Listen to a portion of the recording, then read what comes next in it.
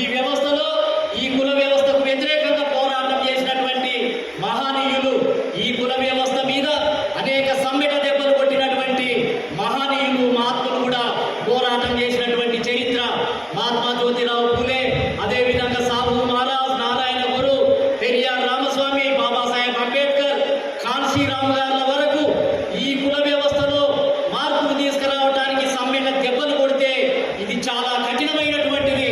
పెంచు కూడా కదలనటువంటి పరిస్థితి ఉంది. ఇది చాలా కఠినంగా ఉంది. ఎందరో కావాలి, ఎందరో ఉద్యమకారులు కావాలి.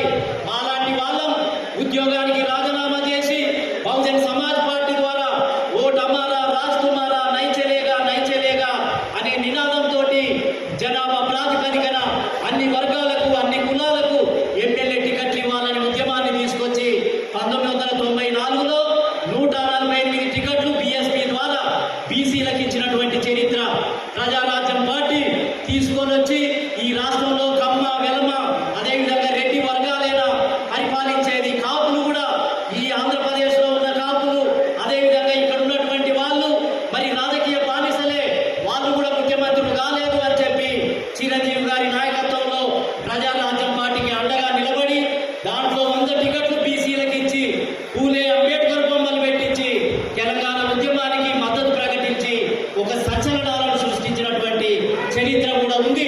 ఇవన్నీ ఎందుకు చెప్తున్నాను అని అంటే, అనేక మందిని మన వంతుగా మనకు తోచిన విధంగా ఈ వ్యవస్థను బలహీనం చేయడానికి, ఈ ఆధిపత్యాన్ని దెబ్బకొట్టడానికి మనం ప్రయత్నం చేస్తూనే ఉన్నాం.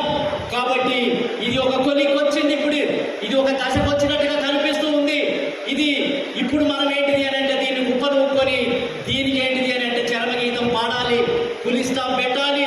ఇక ఎంతకాలం ఈ కమ్మ, రెడ్డి, ఈ వెల్మ వర్గాలే పరిపాలించడం కాదు. అంటే బీసీలు అని అంటే కొలేలు గాయటం, కళ్ళు గీయటం, గడ్డం చేయటం, బట్టలు ఉతకటం, కుండలు చేయటమే కాదు.